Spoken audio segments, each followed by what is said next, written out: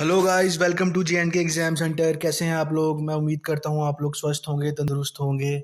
जैसा कि आप लोग जानते हैं, हमारे चैनल पे एमसीक्यू सीरीज़ चल रही है जे and K sub inspector police और जे एंड के अकाउंट असिस्टेंट फाइनेंस की। उसके अंतर्गत आज हमारा डे 6 है।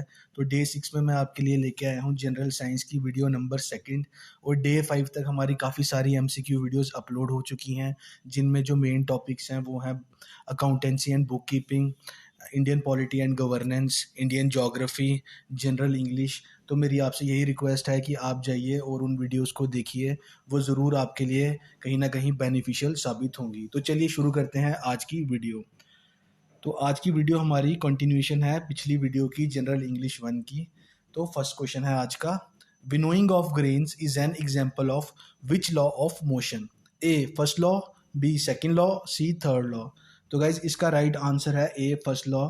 अगर आप नहीं जानते हैं कि फर्स्ट लॉ, सेकेंड लॉ और थर्ड लॉ क्या है न्यूटन्स के, तो आप लोग मेरी पहली वीडियो को रेफ़र कीजिए, उस पर मैंने इसको काफ़ी डिटेल में समझाया है। और या अगर आप चाहते हैं कि मैं इस पर थ्योरी वीडियो बनाऊं डिटेल में, तो भी आप मेरे को कमेंट सेक्शन में बताइए। तो चलिए चलते हैं नेक्स्ट क्वेश्चन की तरफ। क्वेश्चन नंबर 2 यानी कि 25th, drying of clothes by shaking is an example of which law of motion? कपड़े को जब हम सुखाते हैं उसको शेक करके, ये किस लॉ ऑफ मोशन की एग्जाम्पल है? A first law, B second law, C third law. तो गाइज इसका राइट आंसर है ए फर्स्ट लॉ। तो चलिए मैं इसमें आपको थोड़ा एक्सप्लेन कर देता हूँ। दो मैंने फर्स्ट वीडियो में ये लॉस काफ़ी अच्छे से समझा रखे हैं। एक्चुअली होता क्या है, जब आप क्लॉथ को शेक करते हैं तो क्लॉथ तो मोशन में आ जाता है, लेकिन जो उसका मॉइस्चर होता है, जो वाटर ड्रॉप्स होते हैं, वो अभी भी रेस्ट में रहते हैं। तो due to inertia of rest वो क्या होते हैं, अलग हो जाते हैं क्लॉथ से। चलिए नेक्स्ट क्वेश्चन देख लेते हैं। Which law states that all forces between two objects exist in equal magnitude and opposite direction? Guys ये तो बहुत सिंपल क्वेश्चन है, आई होप आप सबको इसका आंसर आता होगा। A first law, B second law, C third law. तो इसका राइट आंसर है C third law. There is an equal and opposite reaction to every action. चलिए नेक्स्ट क्वेश्चन देख लेते हैं। Question number 27, dash is use to measure mass? Mass को measure करने के लिए क्या यूज़ किया जाता है? ध्यान रखिए गाइज, यहाँ मैं मास की बात कर रहा हूँ, वेट की बात नहीं कर रहा। और वेट और मास में क्या डिफरेंस है, ये मैं पहले वीडियो में समझा चुका हूँ। आप प्लीज़ उस वीडियो को रेफ़र कीजिए। चलिए ऑप्शंस हैं, A stop clock, B beam balance, C sundial, D graduated cylinder. तो गाइज इसका राइट आंसर है बीम बैलेंस, जो कि ऐसे रहता है आपका, है ना, आप अगर वेंडर्स की शॉप पे गए होंगे तो। चलिए नेक्स्ट क्वेश्चन देख लेते हैं। Which instrument is used to measure the weight of an object? A beam balance, B screw gauge, C spring balance या D मीटर्स कोयल। तो गाइज इसका राइट आंसर है स्प्रिंग बैलेंस।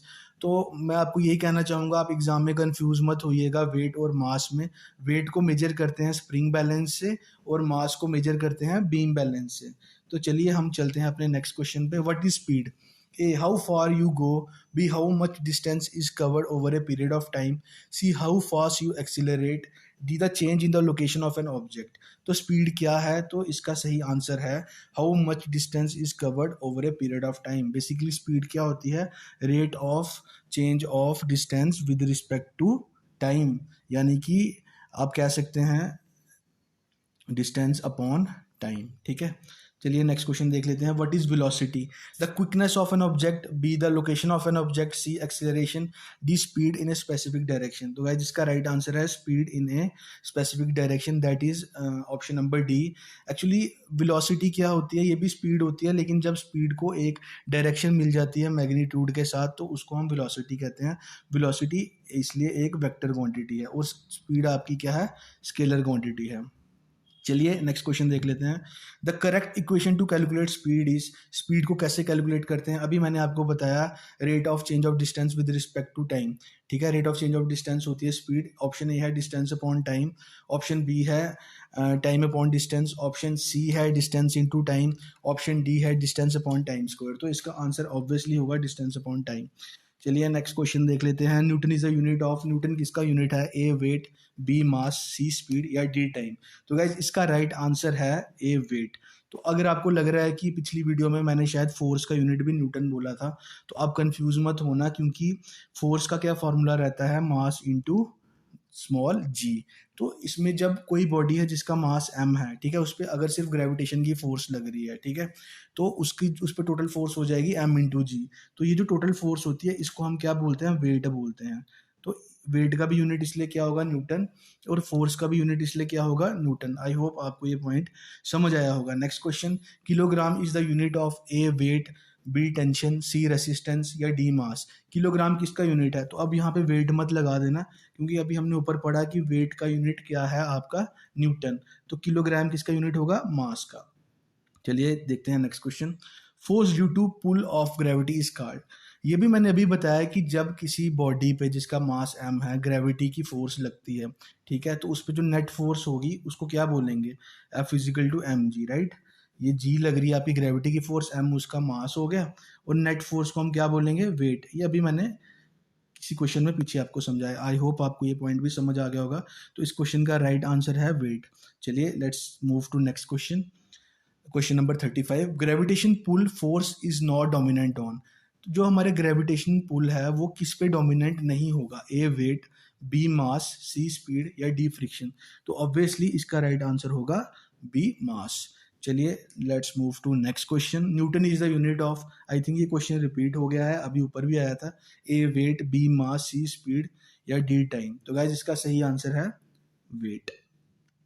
चलिए नेक्स्ट क्वेश्चन देख लेते हैं, reluctance of the object to change its state of rest और motion is termed as. किसी भी ऑब्जेक्ट की अपनी जो एक उसका अगर वो रेस्ट पे है या मोशन है, उस स्टेट को ना छोड़ने को क्या बोलते हैं, ए मास, बी टाइम, सी वेट या डी इनर्जी। गाइस इसमें मैंने फर्स्ट वीडियो पे काफ़ी डिटेल तरीके से समझाया है, आप प्लीज़ उस वीडियो को रेफर ज़रूर कीजिए अगर आपको यहाँ समझ नहीं आ रही है। वैसे इसका आंसर है ऑप्शन नंबर डी, इनर्शिया। चलिए अब हम चलते हैं अपने नेक्स्ट क्वेश्चन पे, what is termed as the quantity of matter contain in a body. एक बॉडी में जो मैटर होता है उसको क्या बोलते हैं, ये बहुत ही इंपॉर्टेंट क्वेश्चन है, काफ़ी बार एग्जामिनेशंस में देखा जाता है। ए डेंसिटी, बी वॉल्यूम, सी मास या डी स्पेसिफिक ग्रेविटी। तो गाइज इसका राइट आंसर है मास। चलिए अगला क्वेश्चन देख लेते हैं, what is the force with which a body is attracted by the earth towards its centre. वो कौन सी फोर्स है जिससे एक बॉडी अर्थ के सेंटर की तरफ अट्रैक्ट होती है। ये मैंने अभी बताया था, F is equals to M G, G is equal to force of gravity, ठीक है। यही जो है वो बॉडी को अर्थ के सेंटर की तरफ क्या करती है, अट्रैक्ट करती है। तो जो हमारा F बन गई, ये टोटल फोर्स मैंने बताई थी, इसको क्या बोलते हैं, वेट बोलते हैं। आई होप आपको ये पॉइंट भी समझ आया होगा। तो इसका राइट आंसर है आपका वेट। चलिए let's move to next question, what is called mass per unit volume of a substance. ठीक है, mass per unit of volume of substance को क्या बोलते हैं गाइस, डेंसिटी होती है। ये डेंसिटी का फॉर्मूला है मास अपॉन वॉल्यूम। तो राइट आंसर होगा आपका option number C. I hope you got this point. चलिए नेक्स्ट क्वेश्चन देख लेते हैं, negative acceleration is also known as A retardation, B relaxation, C escalation या D all of the above. तो guys इसका right answer है retardation. ये बहुत ही इंपॉर्टेंट क्वेश्चन है, प्लीज़ इसको अच्छे से देख लीजिएगा। चलिए अब देखते हैं next question, speed is defined as the change of distance with respect to time, the rate of change of distance, distance moved per unit time या ऑल ऑफ द अबव। तो इसका क्या राइट आंसर होगा, देखिए ये सभी option में एक ही बात बोल रहा है, change of distance with respect to time, मतलब डिस्टेंस जो चेंज होता है टाइम के साथ वो भी स्पीड होती है। Rate of change of distance भी यही मतलब है कि कितने टाइम में कितना डिस्टेंस चेंज हो रहा है। Distance move per unit time का भी वही मतलब है। तो इसका राइट आंसर होगा option number D, all the above. चलिए let's move to next question, for an object moving with uniform velocity the acceleration is zero. अगर क्या कोई ऑब्जेक्ट यूनिफॉर्म वेलोसिटी से चल रहा है, यानी कि वो एक ही स्पीड से चल रहा है, एक ही वेलोसिटी से चल रहा है, तो क्या उस पर एक्सेलरेशन जीरो होगी, ए ट्रू, बी फॉल्स। अब आपको बताना है कि ये स्टेटमेंट ट्रू है या फॉल्स है। गाइज आप देखिए कभी कभी आप जब अपनी गाड़ी चला रहे होते हैं, तो सपोज आप 60 की स्पीड से गाड़ी चला रहे हो, तो थोड़ी देर के बाद आप 70 की स्पीड ले आते हो, 80 की ले आते हो या 50 की ले आते हो, आप अपनी स्पीड चेंज करते रहते हो। तो आपके साथ वाला आपको बोलता है यार कि कभी एक्सेलरेशन बढ़ा, एक्सेलरेशन कम कर, यानी कि एक्सेलरेशन आप चेंज कर रहे हो। जब आप एक्सेलरेशन चेंज कर रहे हो तो उससे आपकी वेलोसिटी भी चेंज हो रही है, ठीक है। लेकिन सपोज आप अगर 60 की स्पीड से ही चल रहे हो पूरा डिस्टेंस, तो आपने अपनी एक्सेलरेशन चेंज नहीं की, वेलोसिटी उतनी ही रखी। तो इसका मतलब जब भी हम वेलोसिटी सेम रखते हैं तो एक्सेलरेशन क्या होगी, जीरो। तो इसका मतलब इसका ऑप्शन ए ही करेक्ट आंसर होगा। चलिए let's move to next question. The speed of an object is always greater और equal to the velocity of object. Guys ये भी बिल्कुल सही आंसर, सही स्टेटमेंट है कि स्पीड किसी भी ऑब्जेक्ट की हमेशा वेलोसिटी से बड़ी ही होगी। तो अगर आप लोग कंफ्यूज है, ऐसा क्यों? क्योंकि जो स्पीड होती है वो होती है डिस्टेंस अपॉन टाइम, और जो वेलोसिटी होती है वो होती है डिस्प्लेसमेंट अपॉन टाइम। तो जो डिस्प्लेसमेंट होती है वो हमेशा शॉर्टेस्ट डिस्टेंस होता है। वो डिस्टेंस के इक्वल तो हो सकता है, लेकिन कभी भी डिस्प्लेसमेंट डिस्टेंस से ज़्यादा नहीं हो सकती। या तो वो डिस्टेंस के इक्वल होगी या डिस्टेंस से कम होगी। इस वजह से जो हमारी स्पीड है या तो वो वेलोसिटी के इक्वल होगी या वेलोसिटी से कम होगी। तो ये भी एक ट्रू स्टेटमेंट है। तो चलिए इसके साथ हमारी आज की वीडियो ख़त्म होगी गाइज़। तो आई होप आपको ये वीडियो काफ़ी बेनिफिशियल लगी होगी और आपको इससे काफ़ी कुछ सीखने को मिला होगा। हमारे चैनल पे और काफ़ी सारी वीडियोस अपलोड हो चुकी हैं regarding the syllabus of MCQs of J and K sub inspector police and accounts assistant finance. तो मेरी आपसे यही रिक्वेस्ट है कि आप लोग वो वीडियो जाके देखिए। और हम पूरी कोशिश कर रहे हैं कि 20 फरवरी तक आपका पूरा सिलेबस किसी भी तरह से ख़त्म करें, सो दैट आपको एग्ज़ाम्स में कोई परेशानी ना हो और आपकी रिवीजन 2-3 बार कंप्लीट हो जाए बिफोर द एग्ज़ाम्स। तो गाइस हमारे चैनल को सब्सक्राइब कीजिए, इस वीडियो को शेयर कीजिए, लाइक कीजिए, कमेंट कीजिए। इससे हमारा काफ़ी हौसला बढ़ता है और हमें अपना कमेंट्स में फीडबैक ज़रूर दीजिए। Thank you very much.